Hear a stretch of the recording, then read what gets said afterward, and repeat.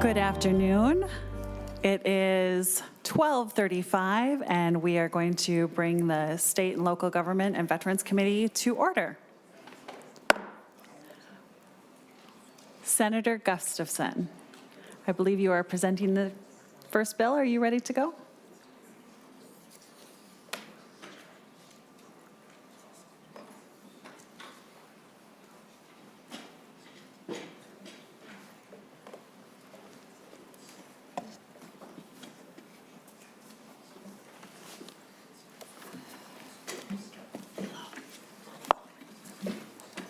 Senator Gustafson is here today with Senate File 2081, which I believe we will be laying over for possible inclusion. Senator Gustafson. Thank you, Madam Chair. Senate File 2081 is a bill brought to me by both Anoka and Ramsey County boards. The legislation is part of each of their 2023 state legislative platforms and has been voted on by each board. The proposal simply mirrors the approach used in the other 5 metro area counties by transitioning their current library board structure to an advisory committee model, which works alongside the county board. Under the new governance structure, the county will have the authority to control the library's budget, make policies more consistent with county operations, and hire staff. The current board will transition to an advisory committee focusing on helping shape policy, reviewing resident-focused programs, and representing families and residents in each of their counties. So, Madam Chair, with your permission, the testifiers are ready. Please have them go ahead and state their names for the record when they commence. Thank you, Madam Chair. My name is Victoria Reinhardt. I'm a Ramsey County Commissioner. I represent District 7 on the county board, and that includes the cities of Maplewood, North St. Paul, and White Bear Lake, each of which have a library, I'm happy to say. Thank you for hearing this bill today, and a special thank you to Senator Gustafson for carrying it. We are seeking this change for a variety of reasons. At Ramsey County, we have adopted a residents-first model, and we've been looking and working and building out our county service centers, which have been very successful, and really trying to make sure that we efficiently can serve our residents. We want to integrate the library services more efficiently into the rest of the county operations and services, and need to move to an advisory structure to accomplish this. Under current statute, the library board's responsibilities include exclusive control of funding expenditures accredited to the library and the grounds, room, and buildings provided for library purposes. Under the new governance structure, which, as was stated, is consistent with the other counties in our metro area and some across the state of Minnesota, the county will have the authority to control the library's budget, which we do have to levy for anyway, make policies more consistent with county operations, and hire staff. Finally, the advisory role we are seeking is consistent with the other resident boards and services, such as the Parks and Recreation Commission, Community Health Services Advisory Committee, Corrections Advisory Committee, and Human Services, just to name a few. We really value the input of all of our residents and really take all of the work that they do very seriously. By clarifying the roles and relationships across the board, the county board and the county manager, all parties will be more effective at working together and executing a resident-first delivery model in Ramsey County, and really would appreciate your consideration. I am going to hand it off to Ramsey County Manager Ryan O'Connor if you have any questions, or I can answer questions here as well. But I actually have to testify over in the state office building, and so I'm going to be leaving here shortly, and he can answer questions, or if you have questions for me, and then we will go on with the testifier. Does anyone have questions for her before she leaves? Yes, Senator Anderson. Thank you, Madam Chair. So it says here all members must reside, and then it says the advisory board shall replace the existing board. Can those members that are on the present board be reappointed onto this new advisory board? Yes, absolutely. Okay, thank you. Seeing nothing further, thank you very much for your time here today. Thank you. Thanks. And if your next testifier would like to proceed? Is Ryan just here for questions? Yes. Okay, thank you. Good afternoon. My name is Julie Jepson. I'm an Anoka County Commissioner serving District 6, which is the majority of Blaine and the Anoka County portion of Spring Lake Park. How do you use your local library? Me, I was just there this morning picking up a book that I was anxiously anticipating. On my way here today, I used the Libby app to listen to an audio book. My kiddos, when they were little, I brought them to story time. Now, libraries aren't just about reading as much anymore, but if that's how we get people through the door, that's wonderful. But the other services provided include homework help for kiddos, high-speed internet access, community engagement activities, and a warm place for those who are experiencing homelessness to find warmth, kindness, and safety in often very cruel times. Current law dates back decades and does not reflect how counties operate our library systems. In general, counties act as a service center connecting all people in our community with many aspects of county government. Senate File 2081 mirrors legislation currently in place for Dakota, Scott, Carver, Washington, and Hennepin counties. Anoka and Ramsey are the only two remaining metro counties using this antiquated system of a library board to operate. I'm here today respectfully asking for your help in making the Anoka and Ramsey County libraries more efficient in how they're run, more effective in helping the lives of those in our community, and fully integrating the offered services into our county's operations. Because the library board model was established in state statute, we need you, as lawmakers, to make the change from a library board to an advisory committee. An advisory committee would allow all 9 of the Anoka County libraries to use many county services such as facilities management, finance, risk management, among others, all of which would bring cost savings to libraries and eliminate duplicative services that would save libraries time and money, allowing us to spend those valuable resources elsewhere, but within that library system. As a result of the statutory update, the advisory committee and the county board will be able to work together in harmony, delivering vital services to the residents of our community. Thank you so much for the time that you've allowed us to speak today, and thank you in advance for your support of Senate File 2081.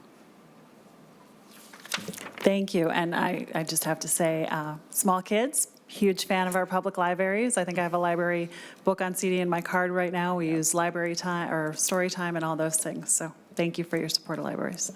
Your final testimony, please. You're just for questions? Yep, Madam Chair, Ryan O'Connor, the Ramsey County Manager. I'm happy to answer questions on the implementation side of what this means. You've already heard from the 2 commissioners on the governance and strategy perspectives, how it implements day to day, or where there may have been bumps in the road under the current model. I'd be happy to elaborate if that's helpful to the committee. Thank you for offering that.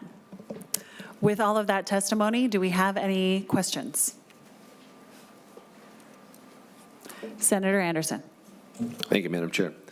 So what is it that the county boards in Anoka and Ramsey cannot do to the present library board that this will now allow them to do with this advisory board? It looks like just a one-word change or addition into between library and board. That why couldn't they do the same thing with just a plain library board? Madam Chair, Yes. I think I'll let Commissioner answer that question if that's okay with you. Madam Chair, Senator Anderson, thank you for the question. I think there are 3 main elements of work right now that we engage with our library board on under the current construct: buildings, budget, and program delivery.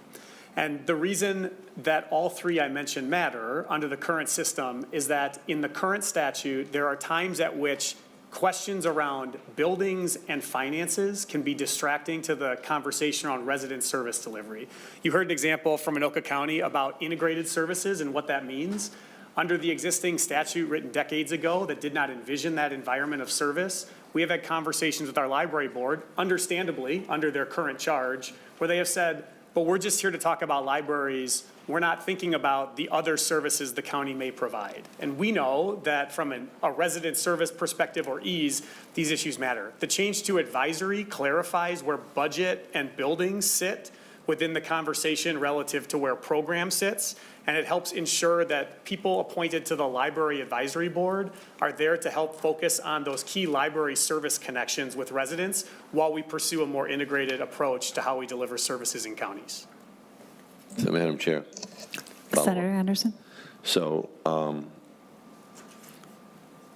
if the, as was mentioned earlier, this Anoka County Board can be reappointed to this advisory board, is that going to open up an opportunity for them to discuss more things that they supposedly were restricted to in the past, and how so? Madam ahead. Chair, Senator Anderson, good question. I think it actually does. By removing distractions from areas of perceived oversight and focusing on the areas of actual oversight and ability to provide input, it moves the conversation from a question of who has day-to-day oversight over a building, for example, which is really a distraction because the building already exists and is there doing service, and instead moves to a question of we are bringing people in every day for youth programming, for materials, et cetera. How do we think about that opportunity from a voting registration, from a financial assistance, from a broader county service delivery continuum perspective to make sure we're making lives as easy and efficient as possible for people living in our community. So it truly does open up a broader conversation around service delivery. Go ahead. Thank you very much. To your point regarding Anoka County right now, we do have a memo of understanding with the current library board, and are in that agreement, we're running under this change in the statute. We're just needing to align the state statute with what we're doing right now. So we're functioning as what we're proposing with the agreement of the library board and the county board. We're just making sure to do this administrative update to the statute to make sure that it's official. Thank you. Any further questions? So would you like to, go ahead. Yeah, thank you, Madam Chair. I was just going to close out by thanking the authors. Those of us in these counties came together to co-author this bill. So thank you to Senator Kunish, Senator Hoffman, Senator Abler, and now Senator Barr. It's a bipartisan bill because it serves all of our communities. So we thank you for your support. Okay, barring any further discussion, our plan is to lay Senate File 2081 over for possible inclusion. Thank you very much. Thank you. Up next, Senator Wiklund, please.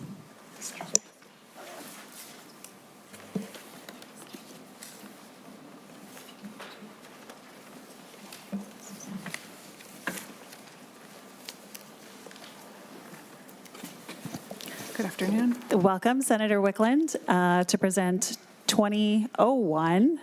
And I hear you may have a author's amendment? Yes, Madam Chair, I do have the author's amendment. Ms. James has it. I think it's the A3. I'll have you present that as soon as everyone has a copy. Thank you. Does everyone have a copy? No. Senator Anderson doesn't have a copy? Oh, sorry. Oh, and I forgot to say earlier, we do have a quorum present.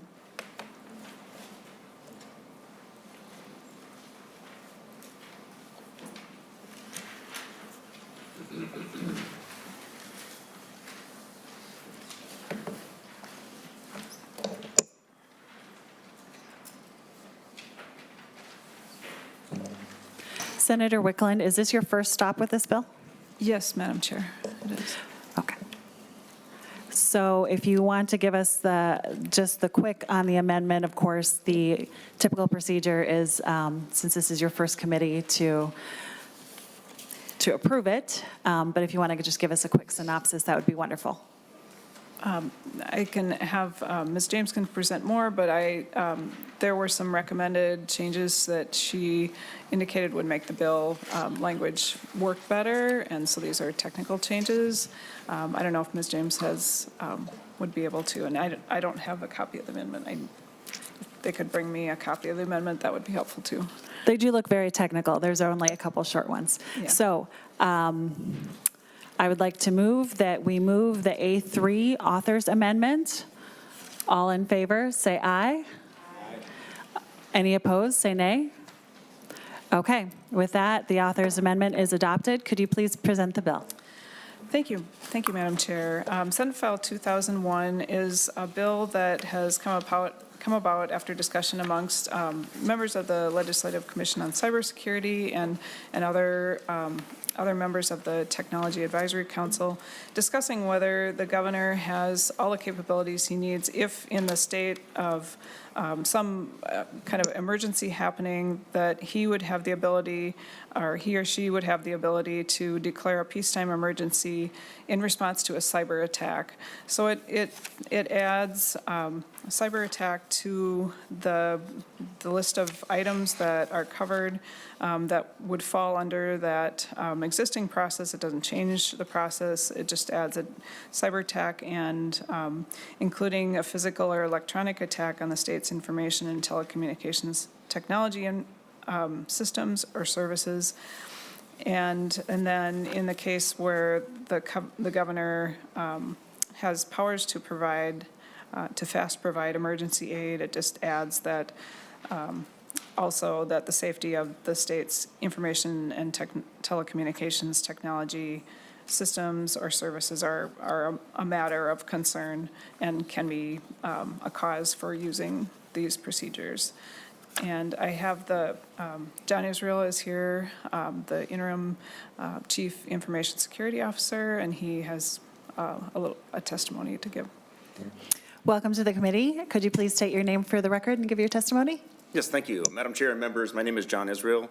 I'm the interim Chief Information Security Officer for Minnesota IT Services. In my career and professional life, I've dealt with a lot of cyber incidents and seen and been able to witness firsthand the impact of those cyber incidents on organizations large and small, as well as see how quickly these incidents can evolve and how they can expand and evade the defenses that are in place to impact more organizations and have a broader impact than originally estimated. Based on that, the idea of this bill and the changes here add clarity to Chapter 12 and clarify the authority and the ability to act quickly. In any cyber event, the quicker we respond, the quicker we're able to contain and control the event, the lesser the impact in the ideal world. So the idea is having all the tools in the toolbox and the ability to face this ever persistent and evolving threat. Thank you very much. My understanding is that where's this going to move? We're just passing with the general orders. Oh, general orders. Okay. Are there any questions on the bill? Senator Barr. Thank you, Madam Chair. I'd like to offer the A1 amendment, if I could. The A1 amendment is offered.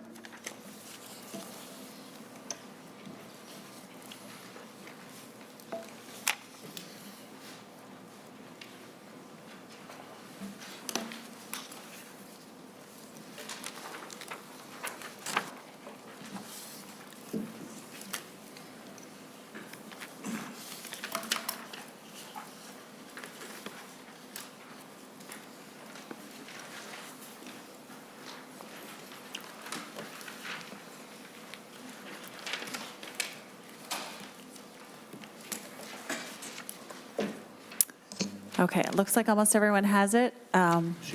Yes, she has a copy.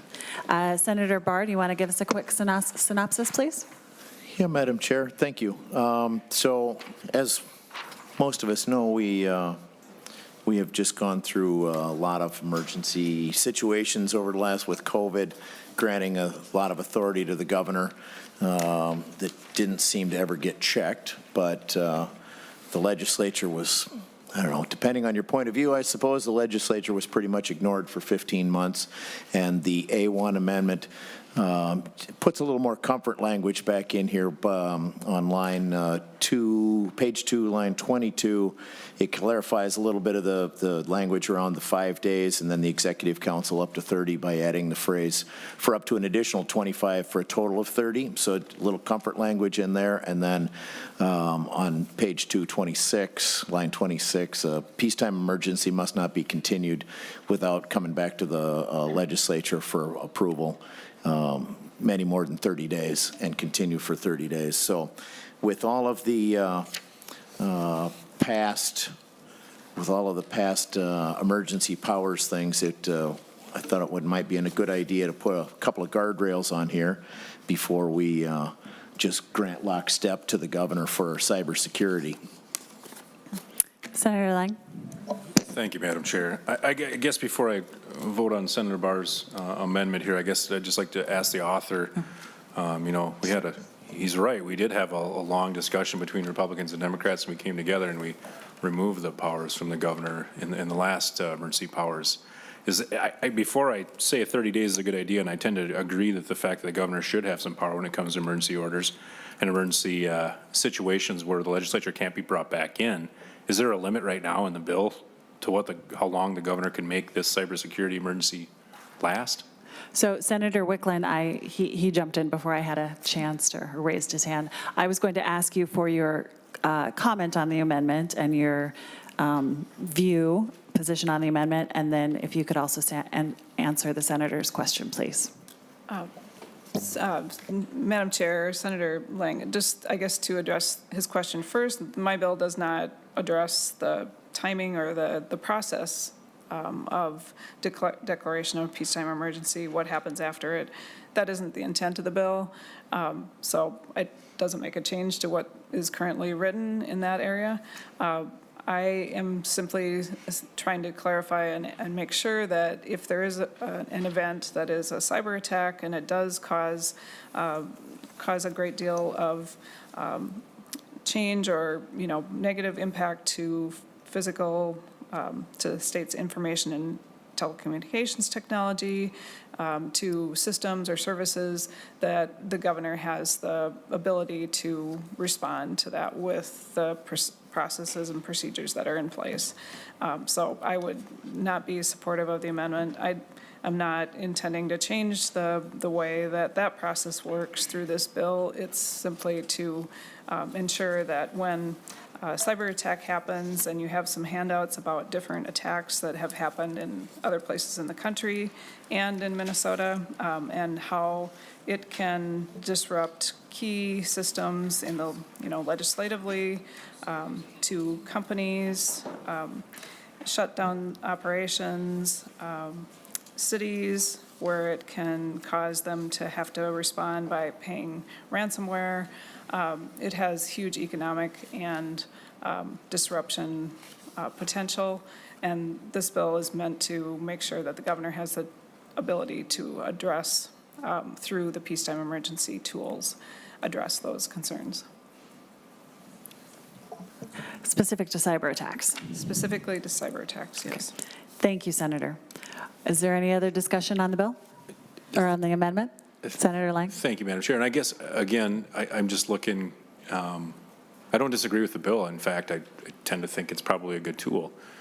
The question still kind of remains, though. There is no limit that I can see by how long. So in perpetuity, they could have, right? I mean, as a responsible legislative body, I think we should probably look at this and say, what should the limit be?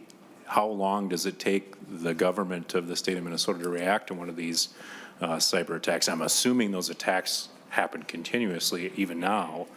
It's something where I purchase, the Simply Safe or whatever the online VPN is, or all those things. I try to keep myself safe, but that's rapidly ongoing at any given point in time. I'm just curious as to if it's, in your opinion, that this is specific to the bill and cyber attacks.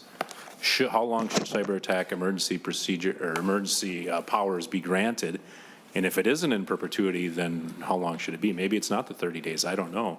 Maybe it's 60. Maybe it's 45, someplace in between. I guess that's, as the author. And Senator Wiklund? Madam Chair, Senator Lang, if you're speaking of adding something to specifically alter that particular clause in terms of setting a different timeline for it, I'm still not sure that I see a reason to do that. I mean, if all of them, an act of nature or a terrorist incident, industrial accident, we don't know how long any of them are going to last. I think cyber attacks, I don't know that they could be any less defined than an industrial accident. We don't know, the scope of something like that either. So if you're asking whether we should set a different timeline for this particular clause of a cyber attack, I don't necessarily agree that we should be doing that, because I think all of these things have some open-endedness, and they need people to use their best judgment. So I think the amendment, though, that applies to everything, right? That's not just to cyber attacks, correct? I guess we'd have to, Madam Chair, I think either Senator Barr or Council would have to answer that. Council? Madam Chair, Senator Lang, could you repeat the question? Sorry. And I'm going to Can I paraphrase? paraphrase what Senator Wiklund said, is when she So said if this amendment would be adopted, it would She's affect gon- emergency powers in total. In total? Would it be specific to this bill, to a cyber attack, or would it be in general? Madam Chair, Senator Lang, and members, the change, if adopted, would apply to all declarations of peacetime emergencies, whether they're for cyber attacks or something else.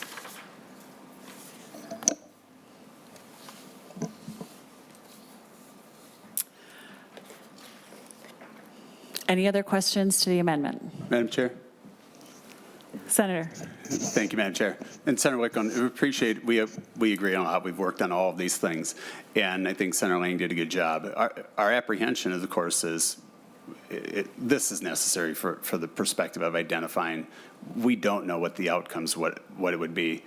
Could be very brief. We handle these things today, right? There's issues that occur that we can manage when attacks occur, but the threats will only increase. We agree at every level, right? And we don't know what the outcome will be. But ours is pure apprehension of the use of the emergency power. When does it end? And the unlimited factor and how we've seen it, the legislature removed from the process. So I support the underlying bill from the perspective of we need to make sure the cybersecurity is addressed so we can act accordingly. We don't know how it will impact. That we agree, and we agree with the emergency power's ability to act quickly and promptly, no matter where it happens in the state. It's just we need the legislature inserted back in this entire process when those emergencies occur, and so thus the amendment.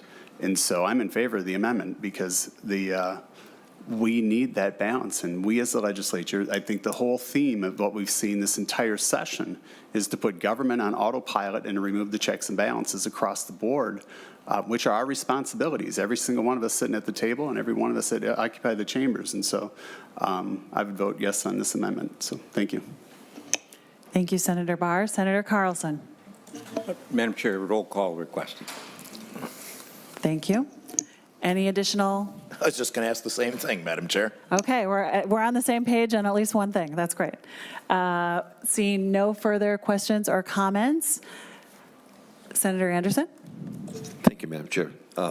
Senator Wiklund, do you agree that there should be some guardrails on when a peacetime emergency is called? Madam Chair, Senator Anderson, I agree that the framework that we are currently working under with this language, I'm not intending to change. So I think that the peacetime emergency process has worked in the past, and that's not my intention to change the way the peacetime emergency declaration process works with this bill.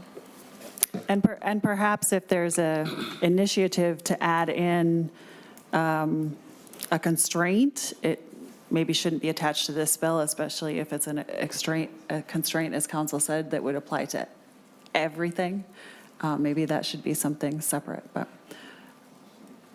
Madam Chair, I just think that instead of allowing one person to make a declaration, that there should be a framework set up, and as I said, guardrails, and others have said guardrails, and I think this amendment will help in doing that and allowing those who are elected, representing the whole state of Minnesota, that this would help. And so I appreciate the amendment from Senator Barr, and look forward to supporting him. Senator Jasinski? Thank you, Madam Chair. And I might have missed something. I had to step out of the room for a second. But so, a couple weeks ago, I suppose, it was a Chinese balloon came across the United States. And it didn't come across Minnesota. But if that would have came across Minnesota, I guess for the testifier, Mr. Israel, do you think that is a concern that the President Biden let that go across the whole nation? And if that is a concern to you, could this enact his powers to Governor Walz starting the emergency based on that action? Senator Wiklund? I think, Madam Chair, Senator Jasinski, I think what's stated is a cyber attack, including a physical or electronic attack on the state's information and telecommunications technology infrastructure, systems, or services. I don't see that event had that impact. Thank you, Madam Chair. Okay, seeing no further questions or comments, a roll call has been requested on the A1 amendment. Can you please take a roll call? Okay. Chair Murphy? Oh, Chair Mitchell, I'm sorry. No. Lead Anderson? Yes. Senator Barr? Aye. Senator Carlson? No. Senator Swedzinski? No. Senator Drazkowski? Aye. Senator Fate? Oh, excuse me. Senator Gustafson? No. Senator Jasinski? Aye. Senator Curran? Aye. Senator Lang? Aye. Senator Mayquade? No.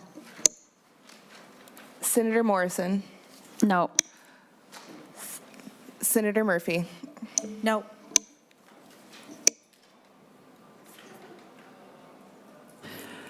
Seeing 7 noes and 6 yeas, the amendment does not pass. Is there any further discussion on the underlying bill and its amendment? Seeing none,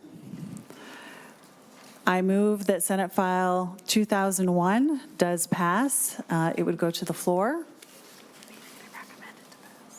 I recommend that it pass.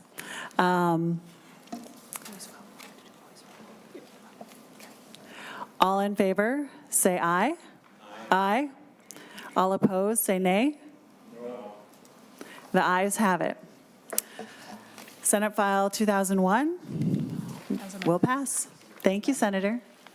Thank you.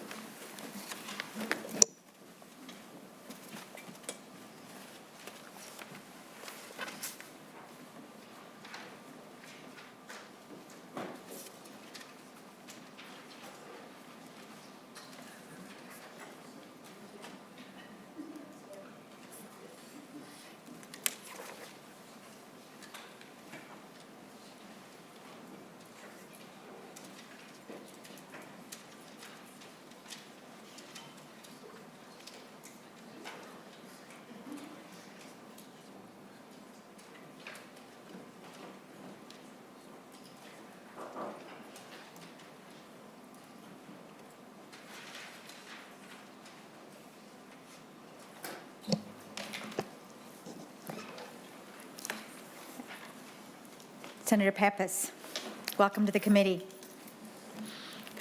You have 2 bills before us today, and I believe we're going to begin with Senate File 1182. And so, Senator Pappas, I will put Senate File 1182 before the committee. Please introduce yourself for the record and proceed with your Thank you, Madam Chair. presentation. Senator Sandy Pappas, and I'm here with Senate File 1182, and I have the A1 amendment. We're doing 82? At 82. Yeah. Senate File 1182, and there is an amendment. And that is being distributed right now. So Senator Pappas, we'll just take a moment until we have it.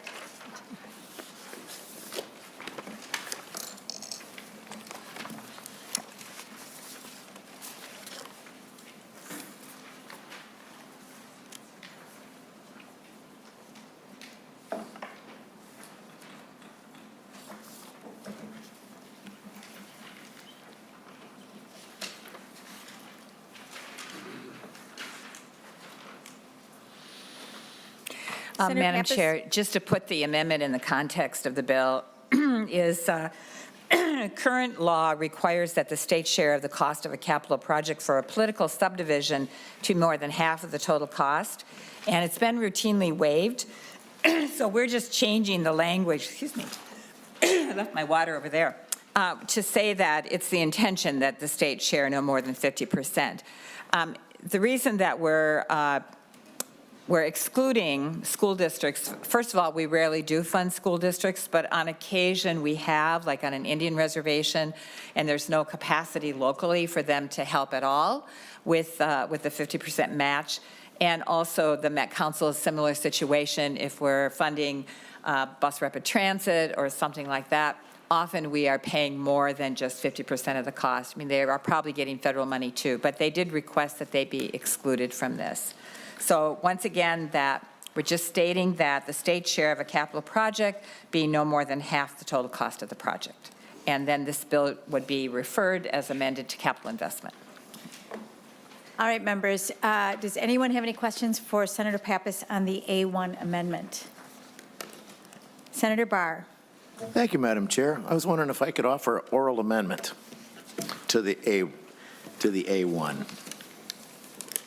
Please proceed, Senator Barr. I would strike everything after the word organizations in line 1.3. So the Met Council would not receive this. It'd just be for school districts instead of the Met Council. And insert a period after the word organizations. Council James. Madam Chair and members, the amendment would be on line 1.3, delete everything after organizations, and on line 1.4, delete everything before the period. Senator Pappas. Madam Chair, I would oppose that amendment because it just isn't realistic. There are many times when we do fund more than half, as I mentioned, of a Met Council project. Senator Barr. Thank you, Madam Chair. So yes, there are a lot of times we fund more than half the projects on many things now, and that's what the entire bill is to make sure that people have skin in the game. The organizations that are coming to the state and asking for money, whether it's for a sewer system or road or anything else, that they actually have skin in the game. That's what the whole purpose of this bill is to make sure that everybody has half in. And there are school districts, as you mentioned, Senator Pappas, Madam Chair, that some school districts just don't have the capacity to do that. The Met Council has plenty of capacity to do half, whether it's the bill actually stipulates that it's from all sources. So federal, by the time you take in federal funding and state funding through other transportation things, if it's a transportation project, sewer and water fees that they collect, or SAC and WAC fees that they collect, the Met Council can is more than capable of meeting the 50% mark. Madam Chair, Senator Pappas. I'm really trying not to create any controversy here. If the committee is uncomfortable with it, I'll just withdraw the A1 amendment. Senator Pappas withdraws the A1 amendment. Then, Madam Chair, I guess I can't make a motion, sorry. So are there further questions for Senator Pappas on Senate File 1182? Seeing no further questions, all those in favor, please say aye. I better make the motion in the proper way. So then I will move that Senate File 1182 pass and be re-referred to the Committee on Capital Investment. All those in favor? Madam Chair, we didn't have a chance to talk about it at all yet. We were talking about the amendment, right? We were, and yeah. she withdrew it, and then I asked if there were further questions. Oh, sorry. Yeah. Members. Thank you, Madam Chair. I was just going to ask a quick question. Senator Lang. Of Senator Pappas. I have 34 communities in my district, of which there's a handful that have wastewater treatment projects coming on that are some of them in some cases exceed their entire budget of the city for an annual basis. Are we really asking them to pay for half of a wastewater treatment program that perhaps the MPCA says you need to make wastewater treatment goals, and so these cities are kind of under the gun? Is that what we're talking about with this bill? Madam Senator Chair, Pappas. no, Senator Lang, we're actually loosening the requirement. Okay. Current law says that they have to pay 50%. So instead of saying it's a requirement that you pay 50 cents, it's a looser requirement that there's the intention that the state pay more than 50%, no more than 50%. But it doesn't preclude us from paying more than 50%. And one more, Madam Senator Chair. Lang. I would be curious if possibly you could put an amendment on that. I didn't necessarily disagree with the school districts in your A2. So I don't know, Madam Chair, open for discussion. Well, and Madam Chair, certainly we can revisit that. I'm sure Senator Jasinski can remind us in capital investment. Yeah, this bill is going next to capital investment. Senator Pappas is the chair of that committee. Senator Jasinski, are you on that committee? Madam Chair, I am, and I enjoy that committee very much. Very good. Madam Chair, Senator Jasinski, you'll especially enjoy that committee this afternoon when we hear 28 projects, all water related. Thank you, Madam Chair. There's two I'd like to draw your attention to, but I'll do that at committee. All right. Are there further questions on the bill before us? All right. Then I will renew my motion that Senate File 1182 pass and be referred to the Committee on Capital Investment. All those in favor, please say aye. Aye. And those opposed say no. That motion is adopted. Senator Pappas, Senate File 1183. Wow, in chronological order. That's kind of magical. Thank you, Madam Chair. This is also a bill related to capital investment. And what we'd like to do is create some capacity at Minnesota Management and Budget to assist nonprofit organizations with understanding the capital investment process and to coordinate with state agencies about the administration of such projects. Again, it goes to capital investment to be funded. I think I do have an amendment, the A1 amendment. I will move the A1 amendment, and I believe it is being distributed momentarily. Senator Pappas, while the amendment is being distributed, as this is your amendment, do you want to describe it for us? I was actually hoping that Ms. James would describe it since she suggested it. Thank you, Senator Pappas. Council James. Madam Chair and members, the amendment makes technical and clarifying changes to the language of the bill.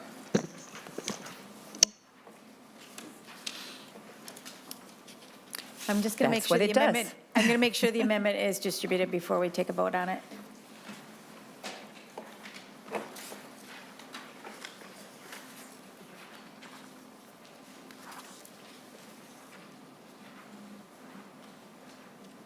It's an author's amendment. This is my first committee. Thank you for sharing that information with us, Senator Pappas. Council James has explained that the A1 amendment is a technical amendment. It is an author's amendment. Are there any questions on the A1 amendment? Seeing no questions, then all those in favor, please say aye. Aye. And those opposed? And the amendment is adopted. Madam Chair, I believe there is a testifier. I believe Amy, is it Kaler? Okay, welcome to the committee. Please join us. Introduce yourself for the record and proceed with your testimony. And Madam Chair, just before Ms. Kaler speaks, I did want to also comment that we are still actually in discussions with MMB about this proposal. Thank you, Senator Pappas. Ms. Kaler. Good afternoon, Madam Chair and members of the committee. My name is Amy Kaler, and I'm an architect at BWBR. Our firm engages with many public projects, including those that use state bonding as a process. And as a designer who focuses on healthcare, I have experience with publicly funded projects myself. I'm here on behalf of the American Institute of Architects Minnesota, which represents more than 2,300 architecture and design professionals around the state. We would like to voice our support for Senate File 1183.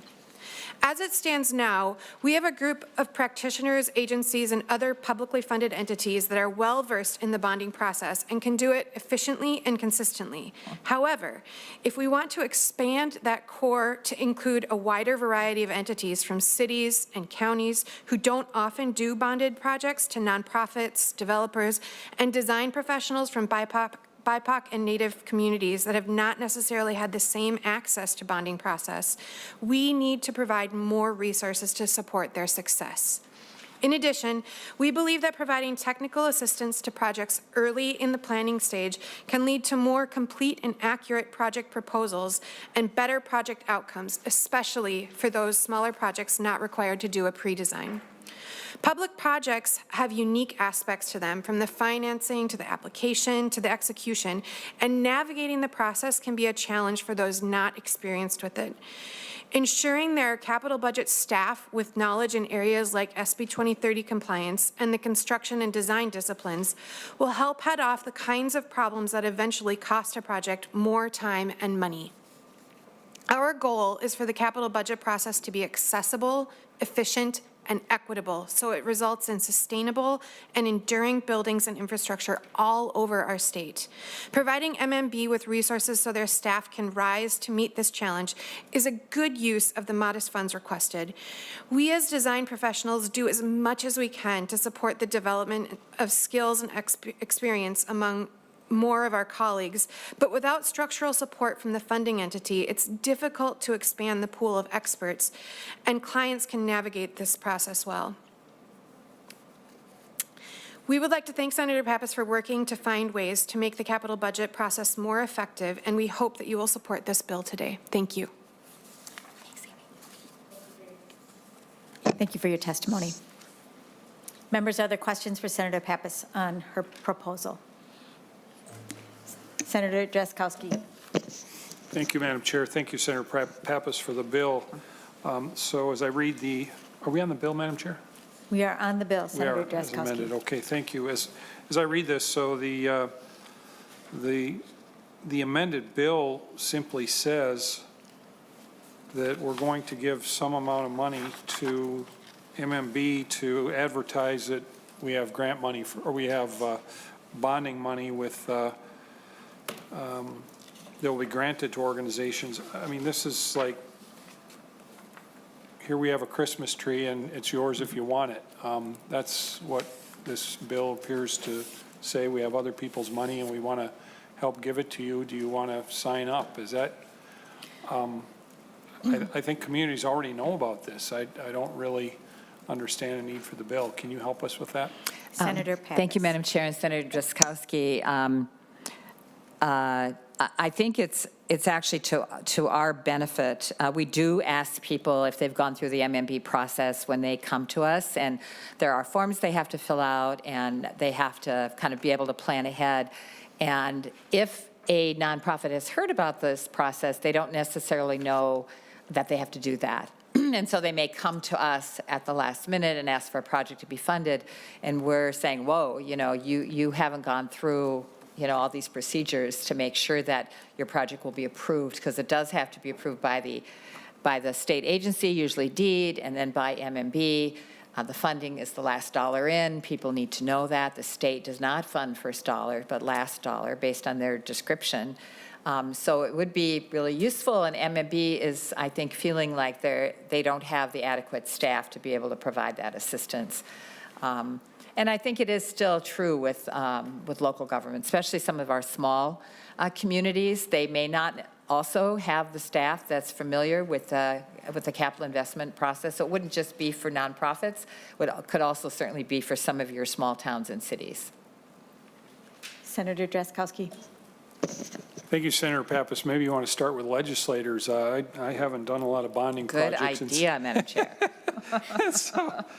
Senator Pappas, I don't know. There's probably projects that I may have authored that I don't know if I have done that. And I didn't know. I'd be interested to know what the requirements are, and maybe I'll learn about them. So thank you, Madam Chair and Senator Pappas. Thank you, Madam Chair. And Senator Drazkowski, just to be brief, several weeks ago, we sent out a notice to all members saying, please make sure that you filled out the MMB form, or if you've already filled out the form, you do our update form to make sure we have all accurate information about the cost of your project, how it's being funded, et cetera. So, we tried to get the word out internally to all of the members. Thank you, Senator Pappas. Are there further questions on the Senate file? All right, then. Senator Anderson. Madam Chair, the Senate File 83 as amended now has still a blank appropriation. What is that going to be? Senator Pappas. Madam Chair and Senator Anderson, we don't have a fiscal note on this yet, and as I said earlier, we're still in discussions with MMB about that. So, we'll have to figure that out and pay for it through our budget and capital investment. Okay. Thank you, Senator Anderson. Seeing no further questions, then I will move that Senate File 1183 as amended do pass and be re-referred to the Committee on Capital Investment. All those in favor, please say aye. Aye. And those opposed say no. And that motion is adopted. Thank you, Senator Pappas. Thank you, Madam Chair, and thank you, members. Next, we will hear from Senator Mitchell, Senate File 2647. Senator Mitchell has a couple of testifiers. We will await her arrival at the table.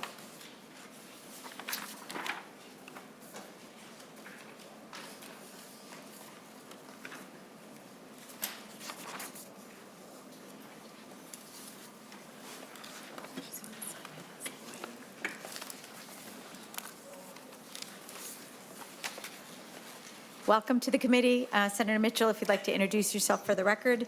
Senate File 2467 is before us. Yes, thank you, Senator. Thank you, Chair Murphy. I'm asking that Senate File 2456 be laid over for possible inclusion today. It is pretty simple. Senator Mitchell? Yes. I believe it's 24. I'm sorry. 67. Yes, I read the wrong line. I apologize. No worries. 2467. It is an appropriation for Minnesota Public Radio. It is the same amount of funding, as you can see in your packet, that they have received the last couple years, so the request has remained flat. And what this is for our emergency alert systems and Amber Alert systems. None of the money being asked for goes into salaries. None of it goes into the Metro. It is to keep equipment going, especially in outlying and rural Minnesota, for these 80 sites that you can also see in your package, so that people can get the alerts when they need to. With more information, I would like to defer to my testifier. Welcome to the committee. Please introduce yourself for the record and proceed. My name is Kristen Swanson. I am a development officer with Minnesota Public Radio. Good afternoon, Madam Chair and members of the committee. First of all, I just want to say thank you for our current appropriation that does help our system keep going.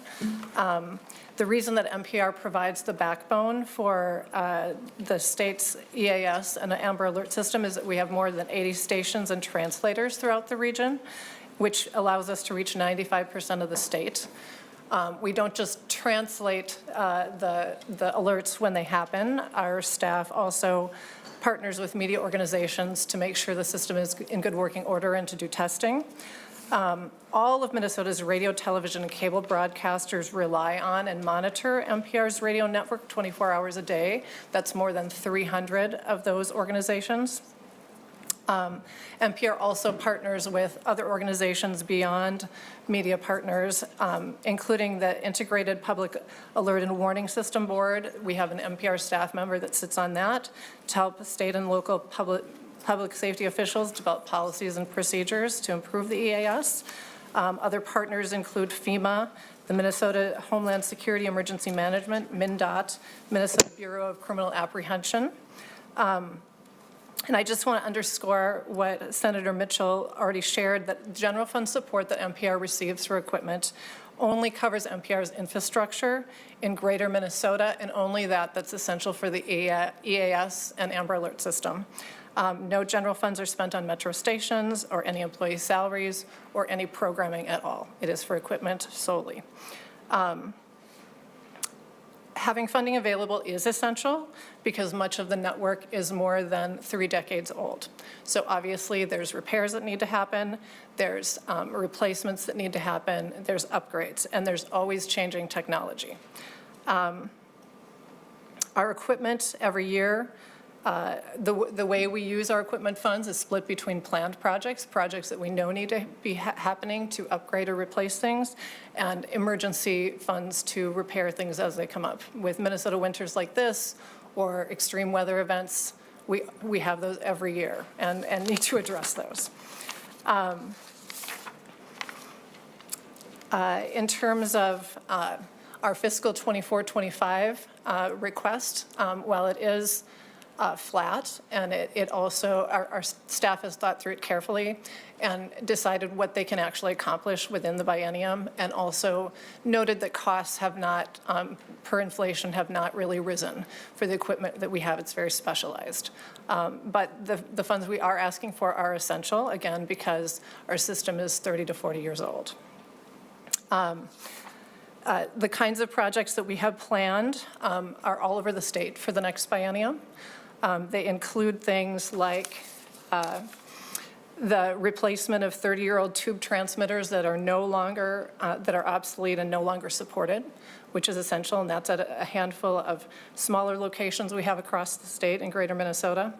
We're also planning the installation of 5G LTE equipment with antennas for network connections. This is essential to comply with FCC mandate. We're also doing things like satellite dish covers because when snow gets in our satellite dishes, we can't transmit the signal, and that interferes with the safety of the system. I also want to underscore that NPR matches any state funds we get with our own investments. The cost of the planned projects we have over the next 2 years is $2.4 million, and NPR is covering the bulk of it beyond the $1.02 million we're requesting from the state.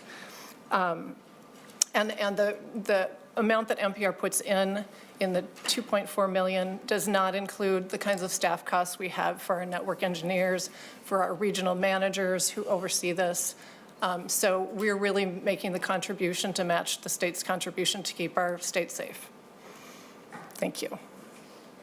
Thank you for your testimony and for your work. Members, Senator Barr. Thank you, Madam Chair. Ms. Swanson, is it right? Ms. Yes, Swanson? yes. Okay. I agree. I don't have a problem with the bill. I'm just curious, does the Amber Alert system and the Silver Alert system, do they share any of the infrastructure, technology, anything like that? Are they harmonized at all? You're not Ms. the first. Swanson. Oh, sorry. It's okay. Thank you, Madam Chair, Senator.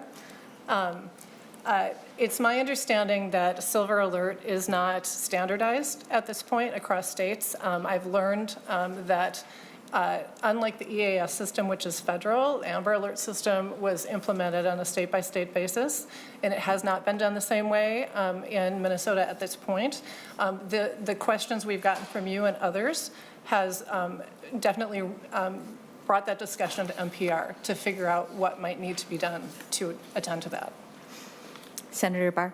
Thank you, Madam Chair. Ms. Swanson, I'd be more than happy to, like if you need some help with the legislature, I'm sure Senator Mitchell would be happy to carry that as well, combine the two so that we don't duplicate efforts on infrastructure kind of stuff, because they're both worthy systems to fund. So thank you, Madam Chair. Thank you, Senator Barr. Are there further questions? Senator Anderson. Thank you, Madam Chair. Ms. Swanson, are you a subsidiary of the Ampers radio and television? Are you a subsidiary of that group, but underneath the umbrella of those organizations? Ms. Swanson.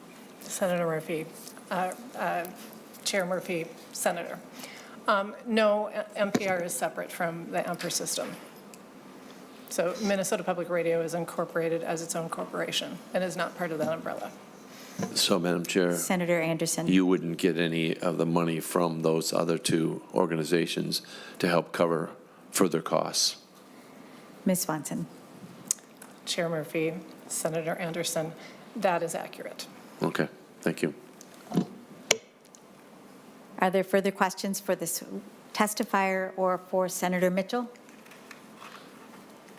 All right, then, seeing no further discussion, I'll move that Senate File 2467 be laid over for possible inclusion in an omnibus bill. Thank you very much. Thank you, Madam Chair. Thank you. Yeah, laid over.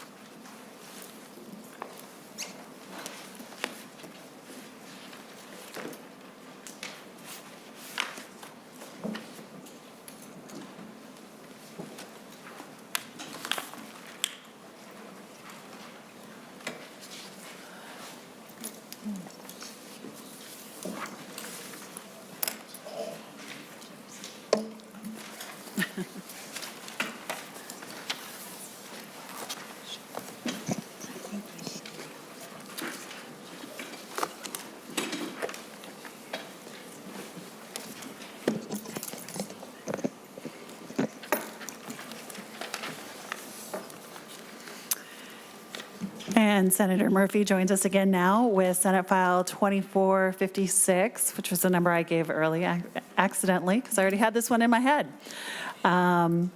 which will possibly be laid over for inclusion. So Senator Murphy. Thank you, Senator Mitchell and members. I am really happy to be here today with Senate File 2456. I do have an author's amendment. It is strictly technical. And I believe Ms. James is going to hand that out.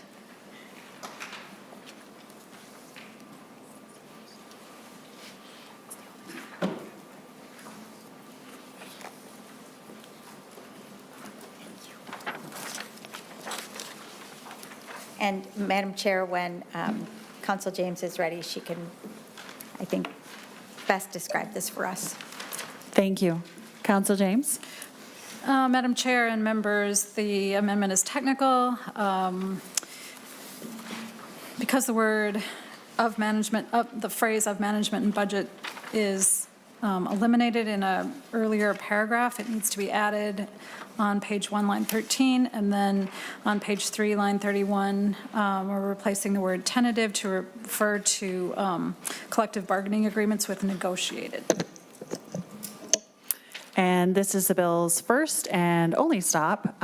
So per custom, I would recommend that we adopt the amendment and then speak to the bill. All in favor of the amendment, please say aye. Aye. All opposed, please say nay. The ayes have it. The amendment is adopted.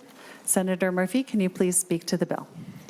Thank you, Senator Mitchell and members. Senate File 2456 is legislation to simplify the process for executive branch employee contract ratification, and it aligns it more with the practice in other state and local governments, including our own judicial and legislative branch.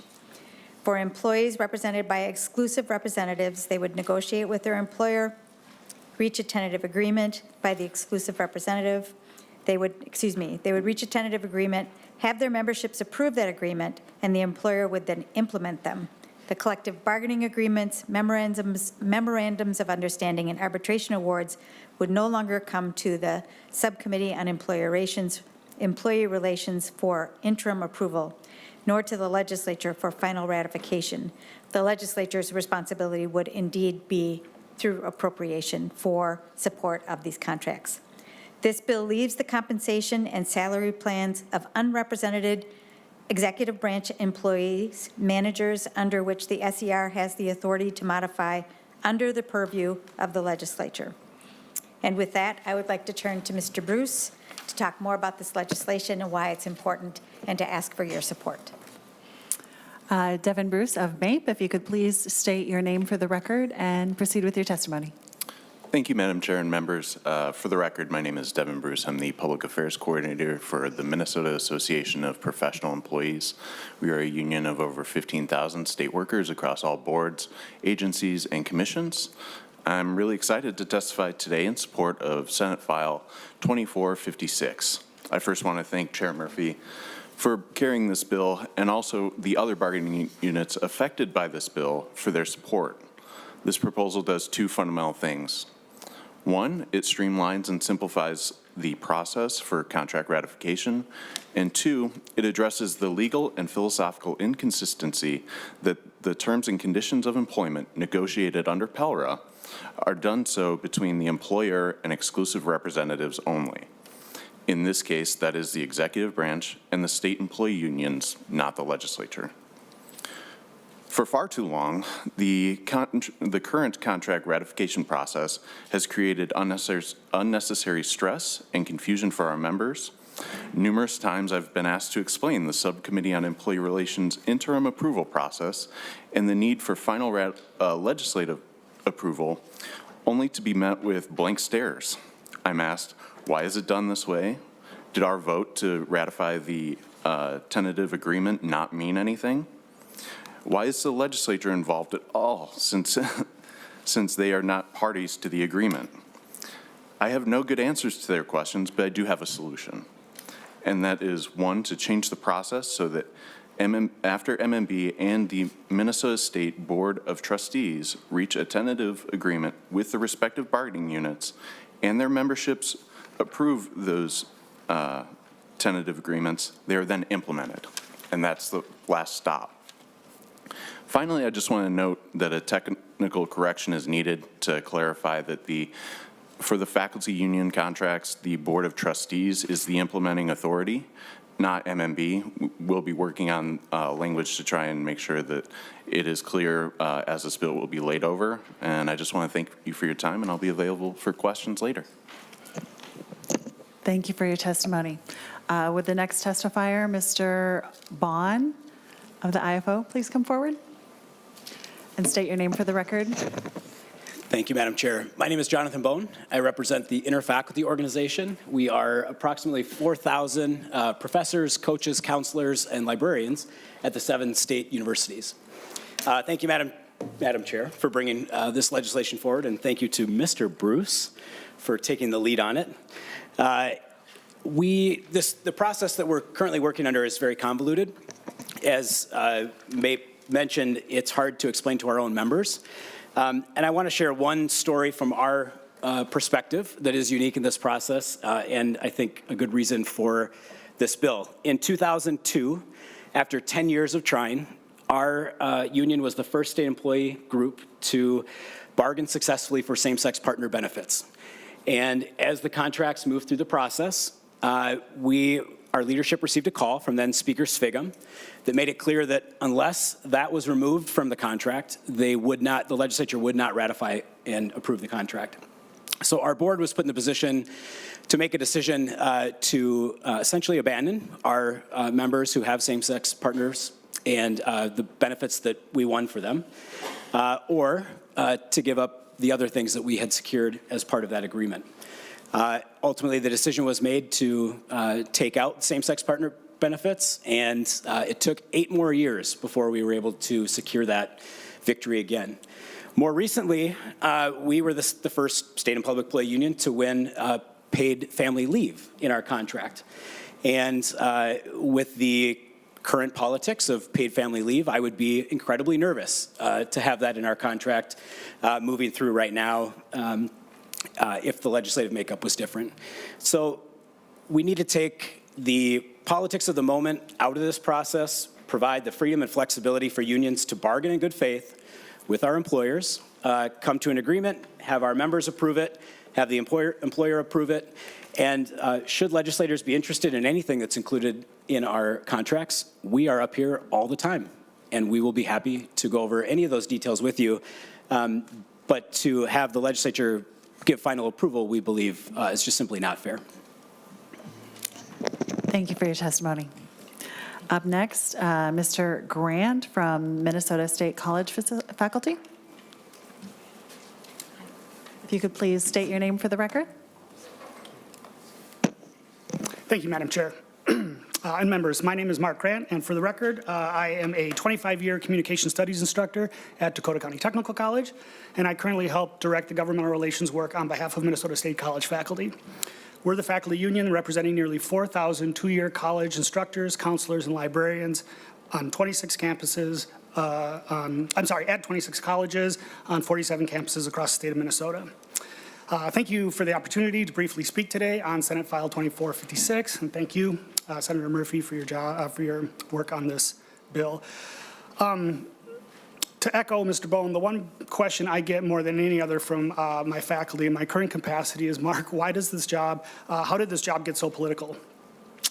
And my faculty could possibly be accused of being idealistic and maybe even a little naive, but they're certainly not dumb. They understand that by teaching at a state institution of higher learning, there is an inherent politicalness to their job. However, faculty have always took comfort in what they also see as an apoliticalness in the service that they provide for the state of Minnesota.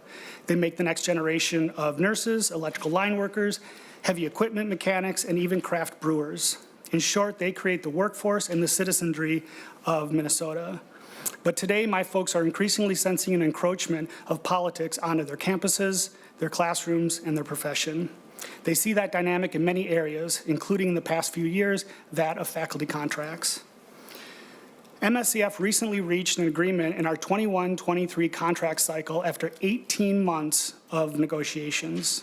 After finally reaching an agreement, it became a mad rush to get it to the subcommittee on employee relations and then watch the clock for 30 days to see if they were going to decide to meet or not. After the 30-day threshold, the steady stream of emails from faculty started to come into me asking, now what? Can this still get derailed? I would simply submit to you that agreements negotiated in good faith between employees and employers, by the way, that you can exercise significant oversight of, simply do not need this additional layer of uncertainty added to it. My faculty watched our contracts pass off the House floor 5 days ago. They all heard Representative Lilly, when questioned on passing contracts already in effect, say, yes, but technically, if we don't pass this, it could actually be quite disastrous in all sincerity. We think it's prudent to just remove the possibility for such a disaster from this process. For the record, our contracts passed unanimously, 130 to nothing. In his closing comments from the floor, Representative Lilly said, during his praise of state employees, we do make their lives interesting as legislators. MSCF certainly agrees, and we're simply asking that you make our lives a little less interesting. Thank you. Thank you for your testimony. Pat Benner from ASME, please.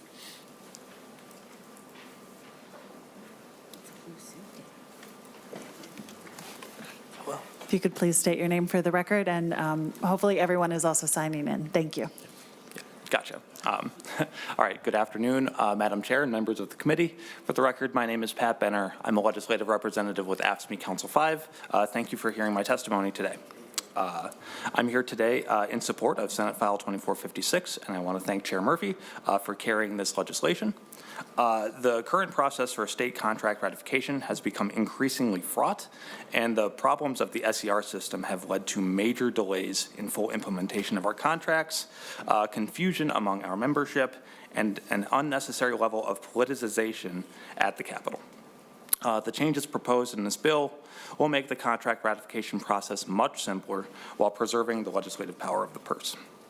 The current system has a unique sort of fragmented implementation process that is much more cumbersome and slow than our ratification process in our counties and cities. To my knowledge, our contracts haven't been voted on in both bodies before mid-May, almost a year after they are approved by our membership, and well beyond when the SER decides to hear the contracts and put them into interim effect. This is much longer than in our cities. For example, the city of Stillwater, their AFSCME bargaining unit voted last week to approve their contract. If it's approved tonight, it'll go into pretty much immediate effect. There isn't an interim approval process or disapproval that can revoke changes almost a year after wages are increased and benefits are implemented, like we've seen in our state contracts. We feel that this change will clarify our members' standing with upcoming contracts and be much more in line with the timelines of our city, county, K-12, and private sector contracts. We also hope that this change will depoliticize our contracts and allow our members to spend more of their time working with legislators on the issues that affect their daily lives, rather than asking them about the status of contracts that many members of the legislature simply don't know much about. Our contracts have become bargaining chips for end-of-session negotiations, regardless of their actual contents. we routinely saw motions to remove the State Patrol's contract from the rest of ours, seemingly with the intent to vote ours down if the State Patrol could be moved on their own. We've seen rejections of interim effect, despite the same contracts being ratified by the whole legislature later on in session.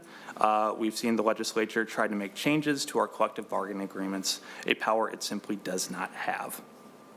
Taking our contracts off the table will allow the legislature to focus on if budgets are adequate for meeting the needs of Minnesotans while sustaining a level of revenue that is sustainable and reflective of the values of Minnesotans. Again, thank you, Chair Murphy, for carrying the bill, and I'll be available for questions. Thank you for your testimony. Mr. Reynoso.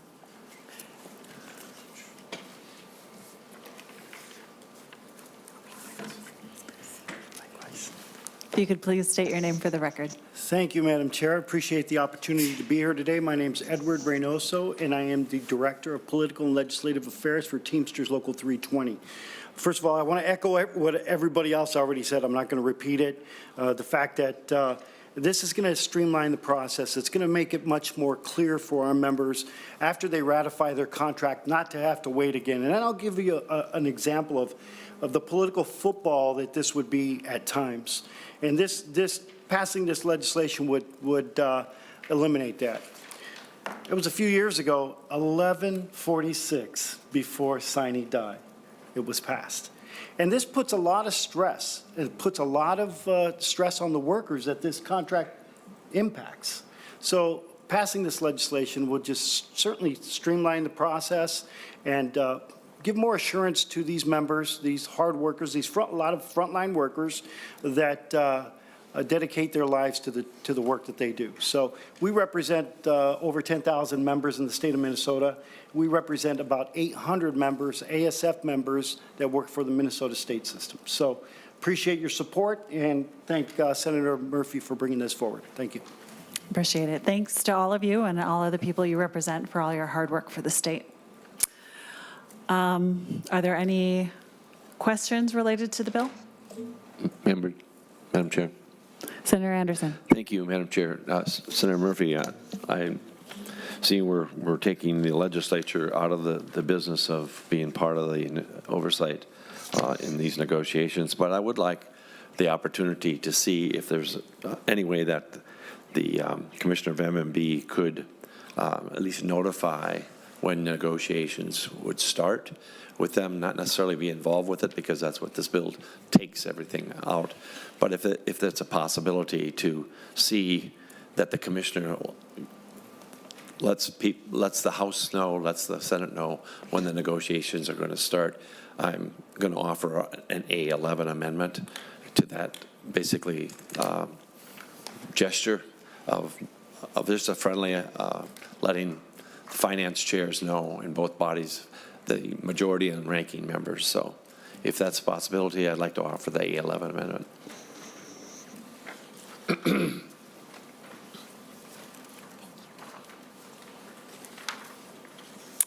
The A11 amendment is offered.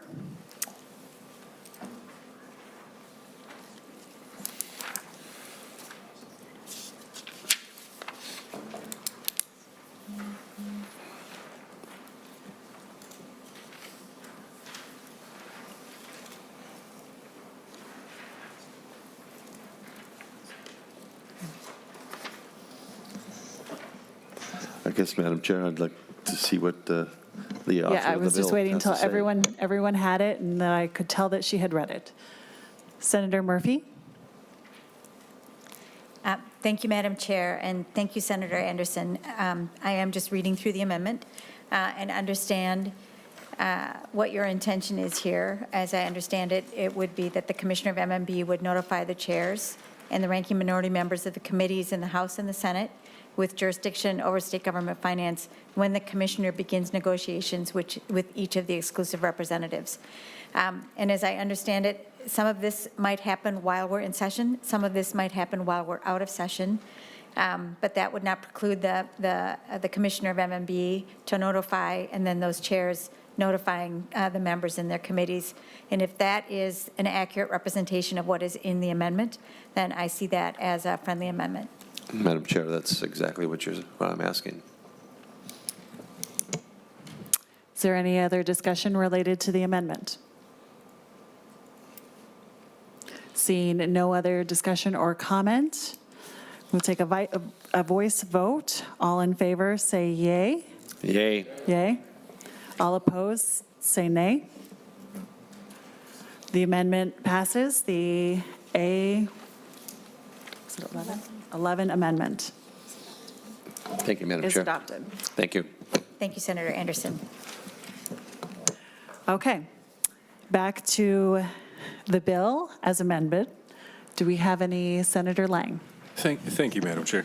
I don't have an amendment or anything. I just have a question. I'm a little confused because it looks like, not that that's uncommon. Subdivision 2, we strike that whole paragraph and goes to line 1.13. Your amendment talks about the commissioner, but on line 1.15, and it leads up to that, it talks about those compensation salaries will be submitted for legislative approval or disapproval. And then again, at the end of that paragraph, at the end of line, page 1, it talks about that compensation plan or salary, I'm assuming it means plan, it shall submit the matter to the legislature to be accepted or rejected under this section. So I'm assuming that the legislature still has final say on compensation plans. Correct? Am I wrong in saying that? Am I reading this right? Senator Murphy, or your testifier? Thank you, Madam Chair. And Senator Lang, it removes the collective bargaining agreements, which would be the represented employees' contracts, as well as the arbitration awards. The piece that's still left there is the ones that Senator Murphy had mentioned, which are the commissioner's plan. These are unrepresented employees. The unrepresented employees at the State Board of Investment, the MnSCU Board of Trustees, so not the faculty, but the actual trustees, the MnSCU Chancellor, the managerial plan, which is separate from the Middle Management Association union, and the unrepresented employees at the Office of the Legislative Auditor. These are plans and compensation and salary plans. They're submitted already. They are separate from collective bargaining agreements. Thank you, Madam Chair. Just one more. As the legislature still has the purse strings, how do you square the fact that when it comes to spending through Minnesota Management and Budget, when you have a dollar that will ultimately come from the legislature, and the legislature only appropriates you so much, how does that shake out when it comes to these contract negotiations? If you're allotted whatever that dollar figure is and you negotiate for 10% over that, I don't know how that squares it with the state of Minnesota, or how the legislature compensates you for not having that 10% or whatever it may be. Mr. Bruce? Thank you, Madam Chair. That's a really good question. Just to give you a little bit of an overview of how our negotiations actually work, we start negotiating now during the budget session. We don't talk financial terms or settle on anything until after the budget's already been appropriated. So for the 2-year budget cycle, MMB and the bargaining units have to negotiate within the terms of that. And so if there are any cost overruns, similar to what other states do, because they bargain outside of the appropriation cycle, is they would come and ask for money. And you have the authority to say yes or no. Senator Lang? Thank you, Madam Chair. And I guess I kind of feel like this is kind of along the same lines as Senator Swedzinski had a bill a few weeks ago. We talked about that may be a good idea when there's a Democrat governor in power, and then 5 years from now when that may change, it seems to be possibly not such a great idea. I think this is kind of grouped in with that. There was another bill that came to mind that we had just, I wrote it down, or even earlier today, the peacetime emergency, when now we're going to add to that. So it seems like this is maybe one of those bills, like all of a sudden it's not such a great idea. 5 years from the past, a lot of those bills keep coming to mind. It's like, this may be a good idea now, but in the future, a future legislature may be fixing this. I don't know. It's the state's money. We're the ones elected to be watching the state's money. kind of even having the final say when it comes to those negotiated terms and contracts. It's a tough thing to bring the legislature out of this and take that power away from the legislature, regardless of who's in power, regardless of who's at the seat. So I'm a little tentative with this bill. I understand the thought process, and I sure understand some of the employees and the union members as let me tell you, we've had our salary cut from state budget as well. So understood. But yeah, a little bit of hesitation on this one. And I appreciate that, Senator Lang. We do retain the power of the purse string and the ability to appropriate. That is our responsibility. It always has been our responsibility, and that is intact. But we are trying to simplify the process once an agreement is reached between an exclusive representative and the employees that are negotiating, that agreement be expedited through once they have reached that agreement. So there is a check and balance, but we do shift that check and balance with this proposal. Thank you for that clarification. Senator Murphy. Senator Drazkowski. Thank you, Madam Chair. I share some of the same concerns Senator Lang was talking about. So members, what this bill does is it says the union groups are going to be decided only by the executive branch, by the governor and his appointee as MMB commissioner. But the non-union groups, the compensation plans that now come before the Subcommittee on Employer Relations also, and the salaries that are also determined or approved by the legislature, as are the compensation plans currently, and was pointed out earlier by testimony, the union agreements. So this only simply treats the union contracts differently. And that's what we have in the bill. It seems really inconsistent. I know I'm, as many might expect, opposed to the notion of the people of Minnesota not having the oversight through their elected legislators. And we heard the union members or union bosses up here talking about how inconvenient that was. Oversight is something that's very important. And obviously, they have the votes to do this now, and they're going to come in and they're going to take it. And that's what we have before us in the bill. I have a question, Madam Chair, for the author of the bill, and that is Senator Murphy. Madam Chair, what happens in the future? I mean, this bill goes into effect. The unions get their way. They got a governor who gives them a 10% raise or whatever that future governor gives them. What happens when you have a budget scenario, budget realities of the people of Minnesota and a legislature that understands them, that says, you know what, we don't have the money to pay for that? What happens? Senator Murphy. Thank you, Madam Chair and Senator Drazkowski. As Mr. Bruce has already talked about, these negotiated contracts work within what has already been appropriated. And so I would like Mr. Bruce to talk a little bit more because he has been the one participating in this process. But it is, and I have Mr. Bone with us as well. So we have, as legislators, the authority to appropriate. That is one of our primary powers. And we have to do that job. As I understand it, and I think before I testify further about the process, I'm going to look to Mr. Bruce just to make sure, because these contract negotiations and their timing, we just had a bill before us last week where the contract's already in place, and we're moving it through. So the timing is confusing. So I'm going to turn to Mr. Bruce and Mr. Bone to make sure that we are being very clear here on the record.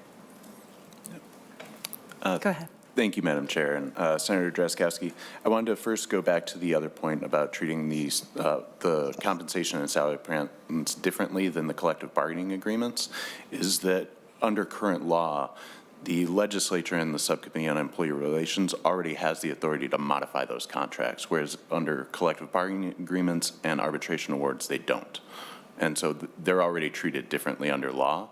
And so for expeditious sake and also preserving some of the authority that you have over the highest paid, highest seated employees in the executive branch. We didn't take them along with us in this bill. To your second question on the appropriation amounts is that if the negotiated agreements exceed what the what has been appropriated, that generally isn't part of the calculus when MMB comes to the table. And I didn't see anybody from MMB, but I can assure you that the 10% raises is not usually something that they bring along to the table. A boss is always a boss. A manager is always a manager, and they do have a fiduciary obligation to negotiate those contracts within the budget parameters that are set by the budget year. And so we trust the process. We work through it. We come to an agreement, and then it's approved.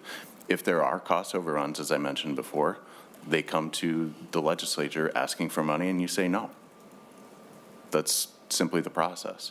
If the salary agreements exceed any type of reasonable expectation, we are able to also sign an MOU to reduce it.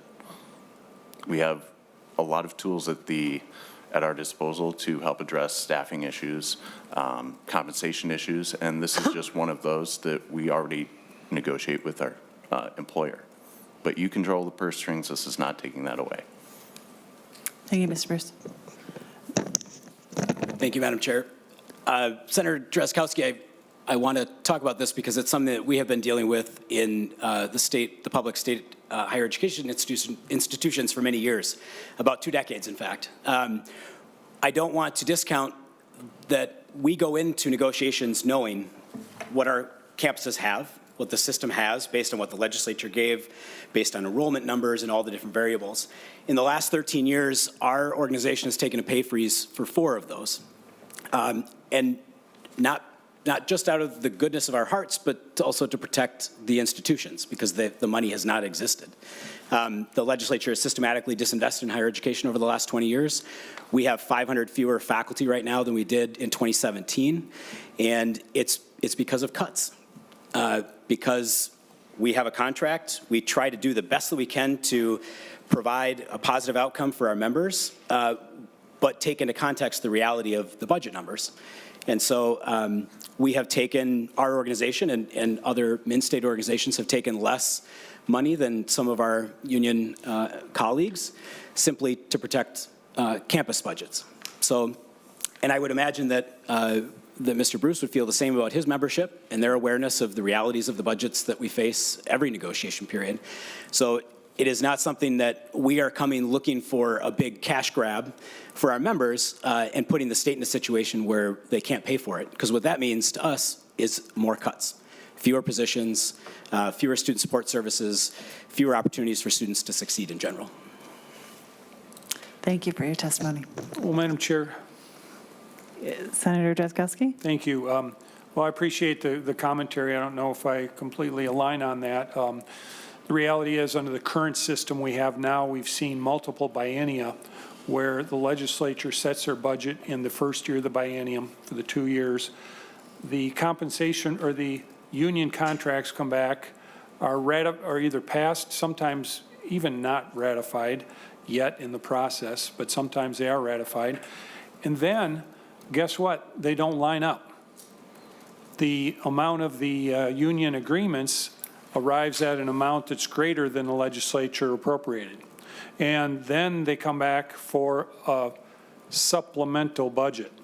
And they ask for supplemental appropriations in those agency areas in the second year of the biennium. That has happened multiple times, members, while I've been in the legislature. So this even happens while we have the purview of these contracts in front of us in the legislature. Members, I can't imagine what type of conflicting situation is going to evolve if this passes into law, where the executive branch has this sole discretion. And as I mentioned, we're going to create some impasses of some sort here that are going to be much, much more difficult than we have today. And the reality is, I understand the unions. This is inconvenient. This is, you know, our members are confused. Well, you know what? So are the compensation plans, so are the salary plans that we have. Same thing. Same argument would apply to them, but you're the unions and they're not. And that's the reality of the situation, Madam Chair. Madam Chair, I've got an amendment too. It's the A12 amendment, if I could offer that once it gets passed out. The A12 amendment is offered.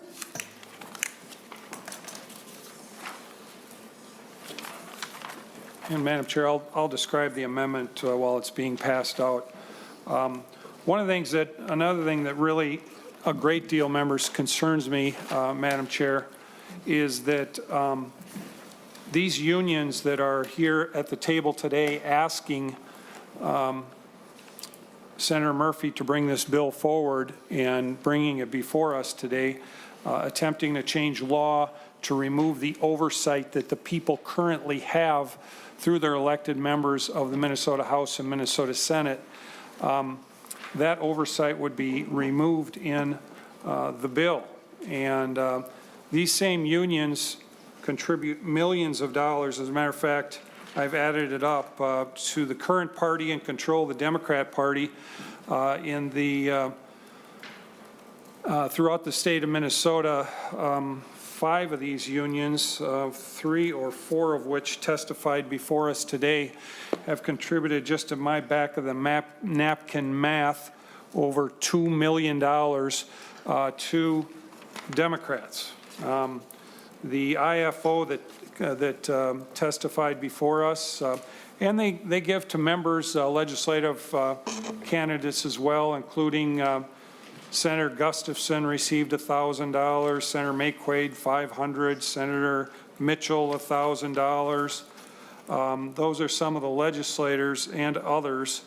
But that particular organization, the IFO, contributed $32,500 to Democrat Party units in the state as well. As $32,500.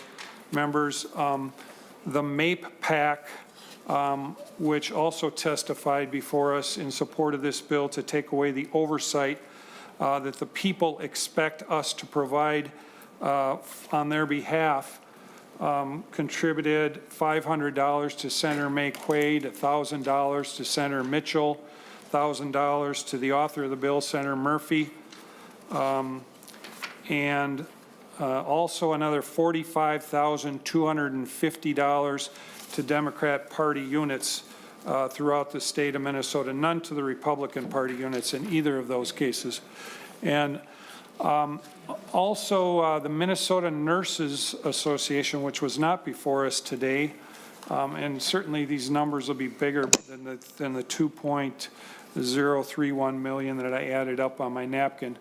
But they contributed $250 to Senator Carlson, sorry, Senator, 1,000 to Senator Drazkowski, can you state the content of the bill and the amendment? Right now, it just seems like we're reading lists. Yes, I'm just trying to demonstrate the breadth, Madam Chair, with which these unions have contributed to different candidates, and in this case, members.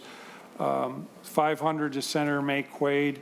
Okay, but I think we've made that point, Mitchell. Senator Drazkowski. Like, okay, we're just reading lists now. I'll just give the totals to the party units, Madam Chair. Minnesota Nurses to the party units gave in the last election $302,458. The SIEU to those same party units, Democrat Party units, $967,879. And AFSCME, which did also testify before us in support of this bill, Madam Chair, too, again, all of these are Democrat Party units, $683,333. None to Republican Party units in all of those. So, Madam Chair, I'm concerned we have now a Democrat in the governor's office. We have these unions that seem to align very, very, very, very perfectly with the Democrats in the state. And this amendment, Madam Chair, would provide that a labor organization could not make a contribution of sorts of, and the sorts are outlined in the amendment, to the governor or the lieutenant governor. Realize, Madam Chair, members, the governor and the lieutenant governor have full control under this bill over these decisions that include hundreds of millions of dollars of the people's money and the salaries of 35,000 or more employees in the state of Minnesota. And I didn't outline, Madam Chair, the amounts that Governor Walz was given by these organizations in the last election, but he was thousands and thousands of dollars.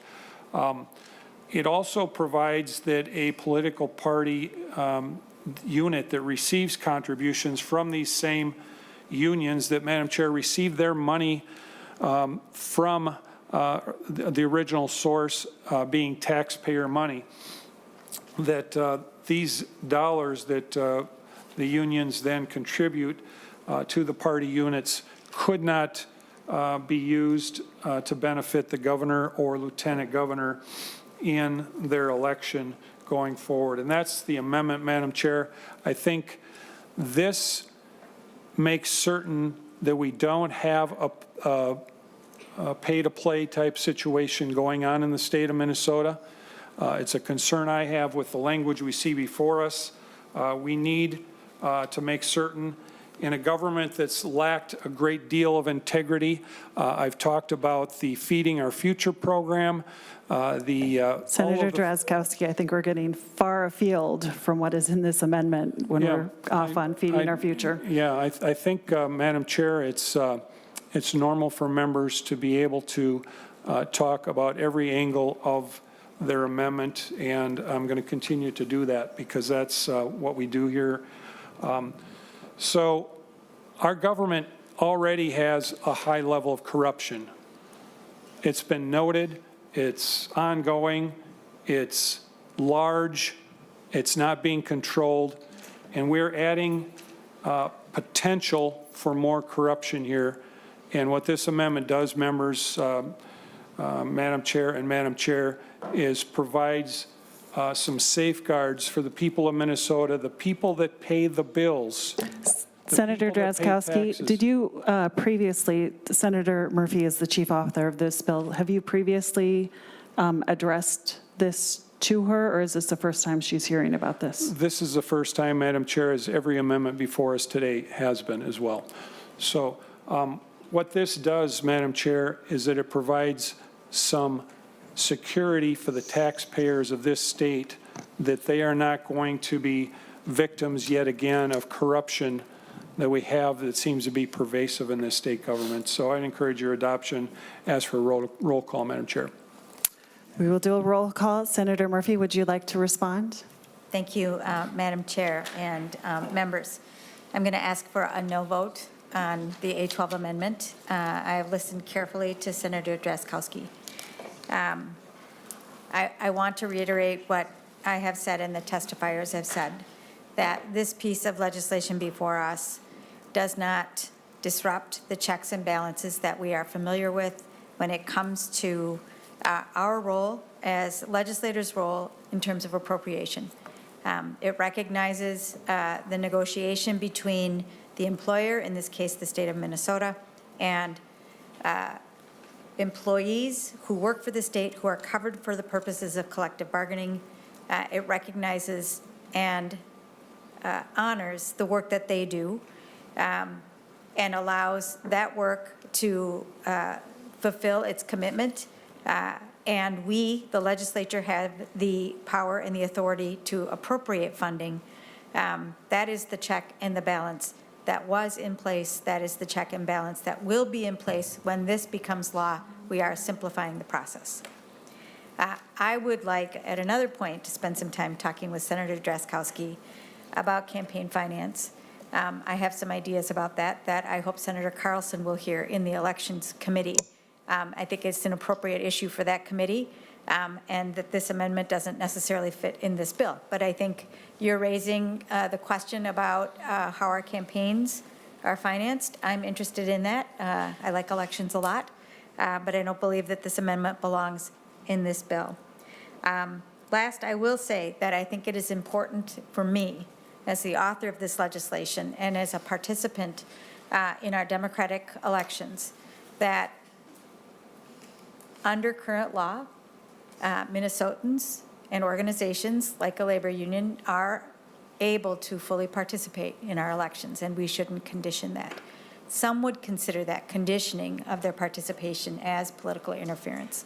I'm not suggesting that's what's happening here, but I do think as long as that is our way of participating in elections, we shouldn't, at this point in this legislation, shift that. That is a conversation for a different committee in a different bill. And so, members, I would ask for a no vote on the A12 amendment.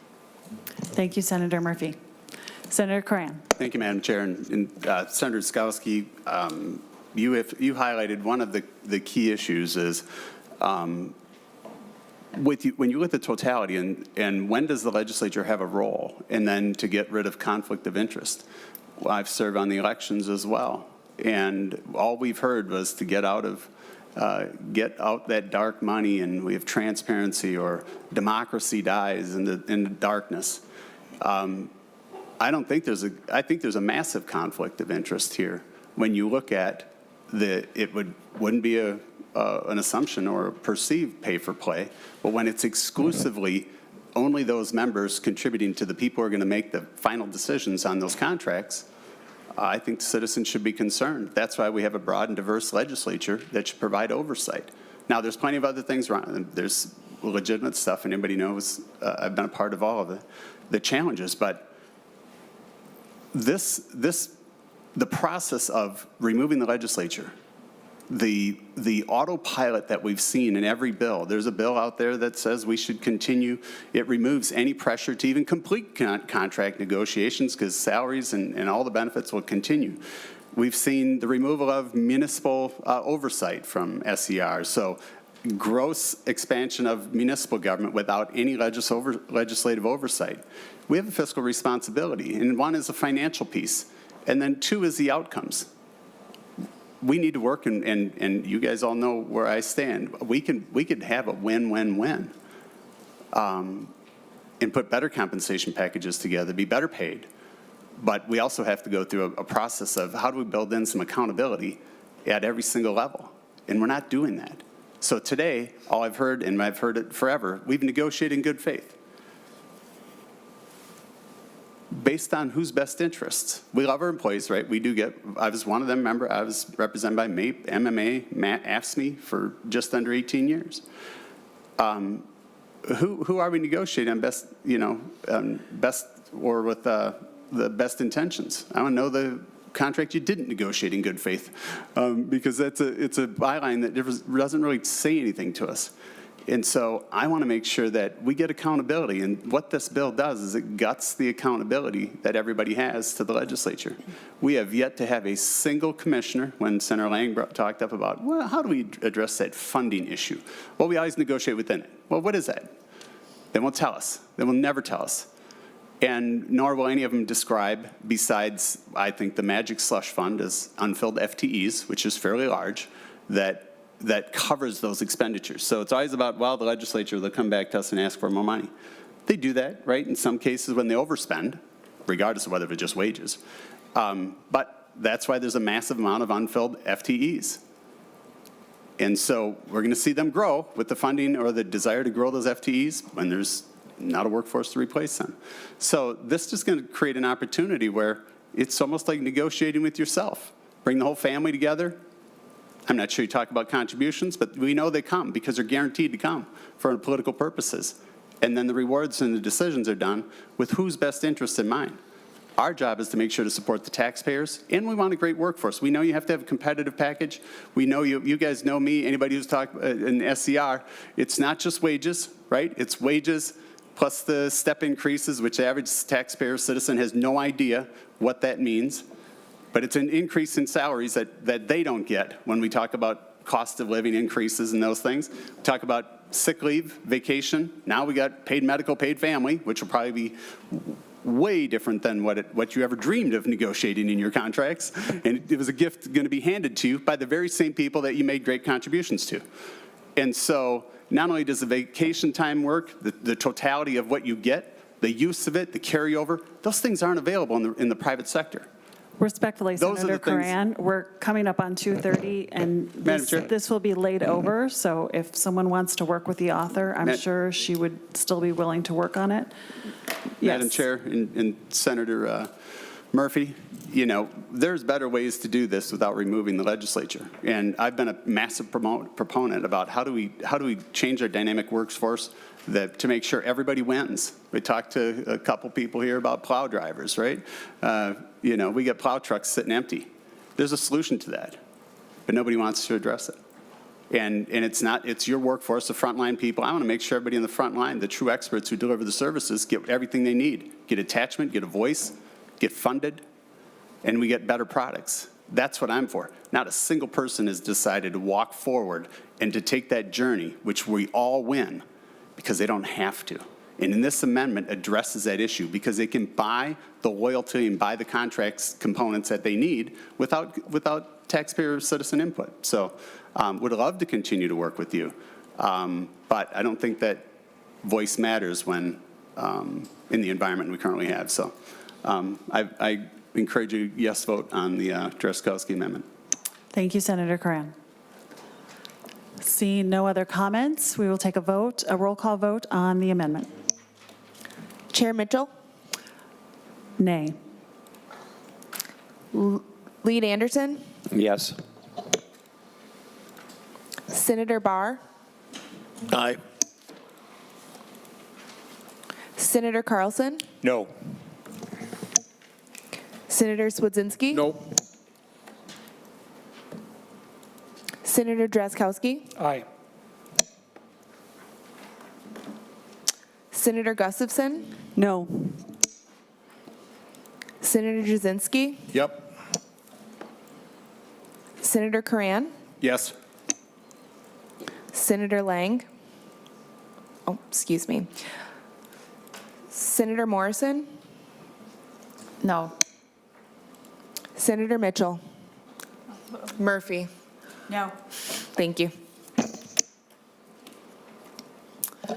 With 5 yeas and 6 nays, the amendment does not pass. Is not adopted. Okay. Is there any additional questions on the bill, which again is for possible inclusion? Madam Chair. Senator Cran. Thank you, Madam Chair. In light of the vote, we're grasping for straws, at straws to make sure that our citizens have a voice. And so with that, I would like to move, let's see, Amendment 8-8.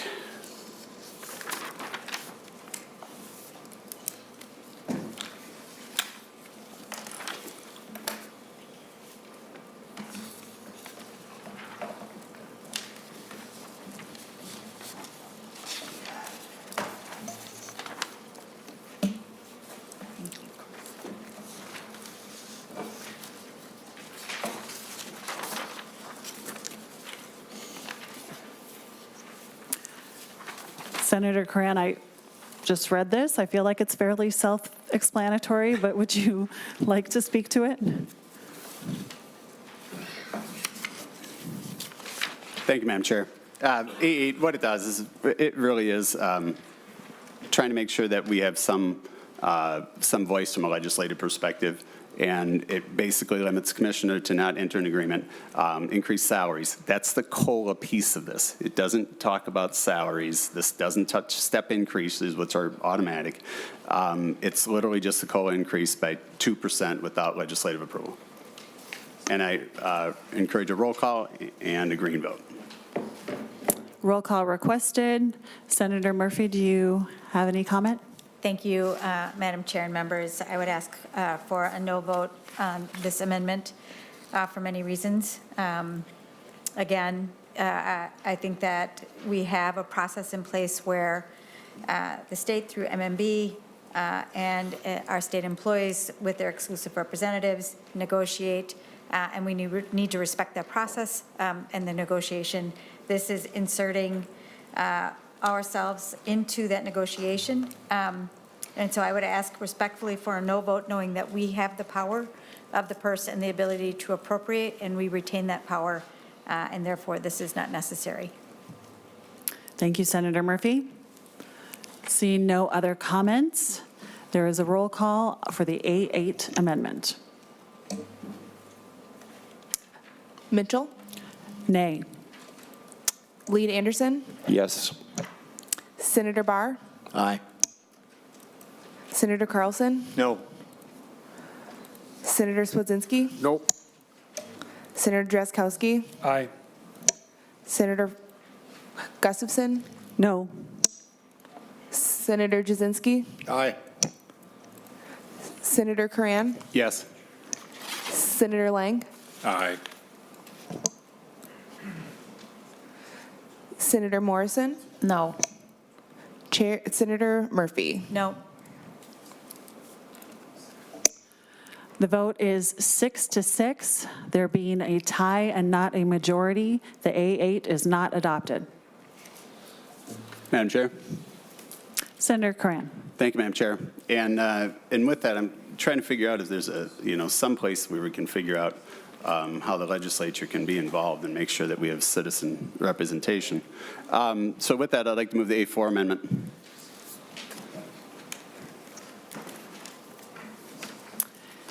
The A4 amendment is introduced. Madam Chair, we can describe it. It's, again, fairly simple, fairly straightforward if you'd like to do that.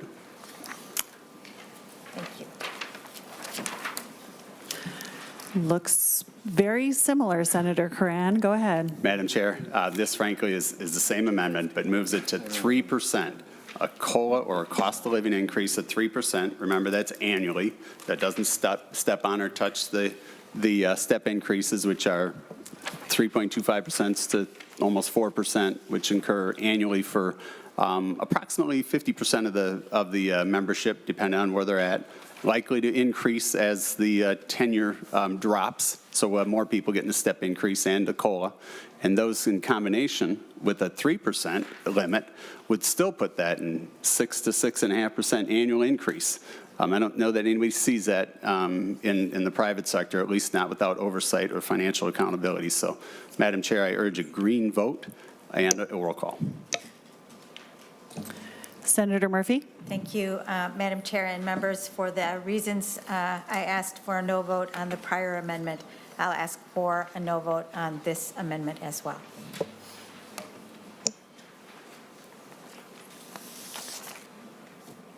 A roll call was asked for. Can a roll call be given? Chair Mitchell, Nay. Lead Anderson, Yes. Senator Barr, Aye.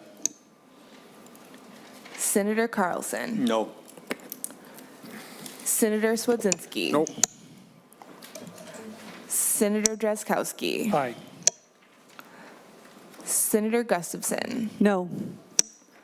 Senator Jasinski, Aye. Senator Coran, Aye. Senator Lang, Aye. Senator Morrison, No. Senator Murphy. Nope. The tally is 6-6. As before, there is not a majority, and therefore the A4 amendment is not adopted. Senator Barr. Madam Chair, I'd like to offer the A10 amendment if I could.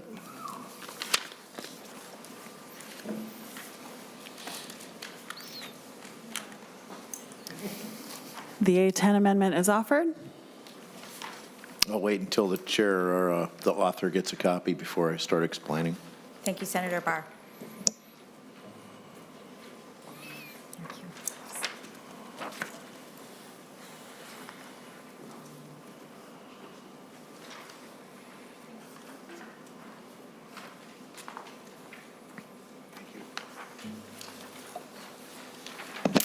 Senator Barr. Madam Chair and So the A10 amendment, as Senator Cran had amendments to limit or, bring some accountability back where the any negotiated contract would have to come back to the legislature on pay increases. This amendment says any step increases that exceed 2.5% would have to come back to the legislature for approval. So I'm still a little confused listening to everybody who's testified today exactly where the legislature has its accountability and where they're in, because on one hand, I hear we're taking the legislature out of the negotiating piece, but the legislature is the ones that appropriate the money. And then if we over appropriate the money or sign into good faith a contract between employees and MMB, and the legislature hasn't appropriated enough money, though they can just come back and get more. But that's not, in my mind, that's not good faith negotiation. If you have a fiscal box you're supposed to stay inside of, then I'm just missing the points here, how these pieces all tie together. And maybe we should have a more in-depth conversation on that, because I have a couple ideas on where you could possibly free up your negotiations, but the legislature could still have their accountability piece. But as far as the A10 goes, this is just the step increases. Anything over 2.5% would have to come back to the legislature to be ratified. And anything under 2.5 or less, you just breeze right along just the way your bill suggests, Madam Chair. Okay, thank you, Senator Barr. Senator Murphy? Thank you, Madam Chair and members. I'm going to ask for a no vote on the A10 amendment. I'm going to turn to Mr. Bruce and have him one more time explain the current process. And it is, there are pieces to it, but let's just make sure that we talk about that and then come back to the vote. Thank you, Madam Chair and Senator Barr. Just at its basic level, and to correct a little bit of what Senator Cran said about them being automatic step increases are performance-based review increases, so they have to meet or exceed expectations based on that annual performance review to receive that. Their supervisor is supposed to be providing these annual reviews, and that's how a step increase is actually provided. What your amendment does is kind of confuse the 2% and for either the negotiated salary piece and the actual salary schedules, which are the step increases themselves. So almost all of the contracts would have to come back at some point, which I think is your intent from your nodding, yes.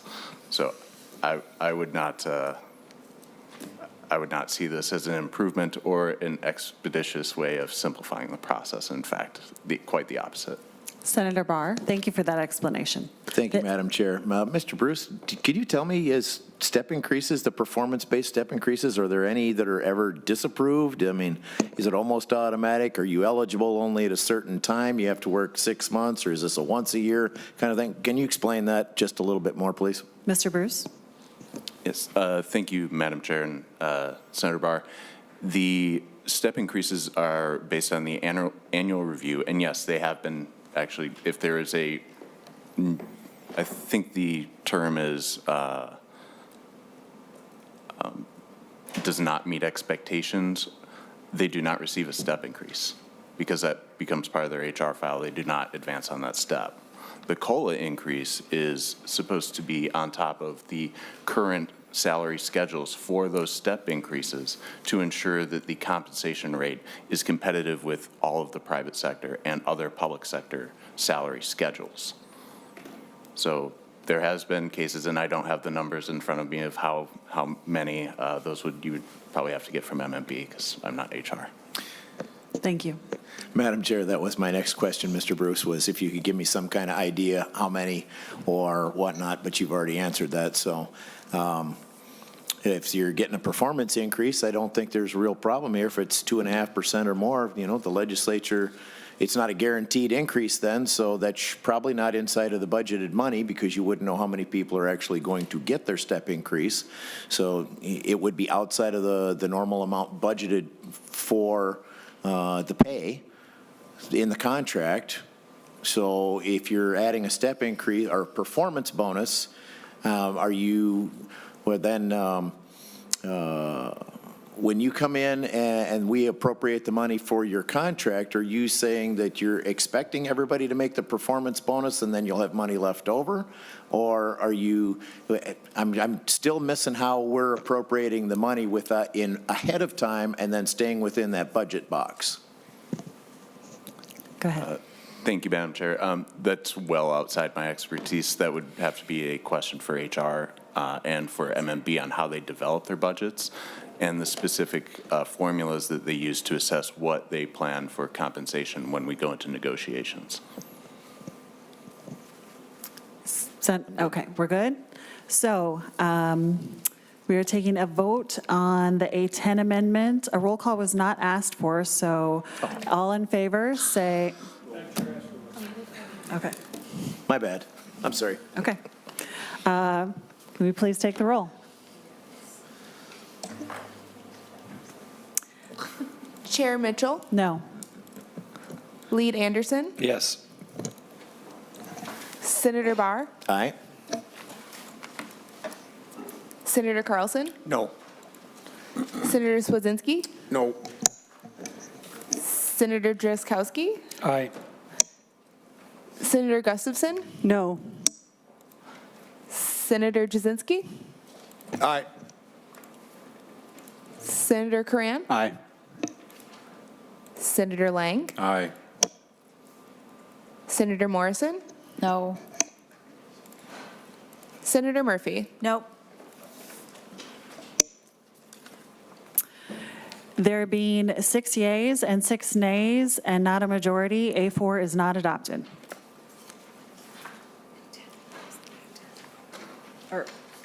I'm sorry, the A10. Senator Drazkowski. Thank you, Madam Chair. Well, members, I'm very perplexed by the direction we're going. The taxpayers of Minnesota, the voters of Minnesota, the people of Minnesota expect us to bring forward fiduciary responsibility on their behalf. It's the light that shines upon the government of the state of Minnesota is provided by the oversight that we provide here. Unfortunately, members, the Democrats are turning out the lights on the taxpayers of Minnesota. With this bill, democracy is dying in the darkness. Thank you, Madam Chair. Thank you, Senator Drazkowski. Seeing no further comments, I move that the bill is held over for inclusion. Thank you, Senator Murphy. Thank you, Madam Chair. Members. With that and no other business at hand, we are adjourned.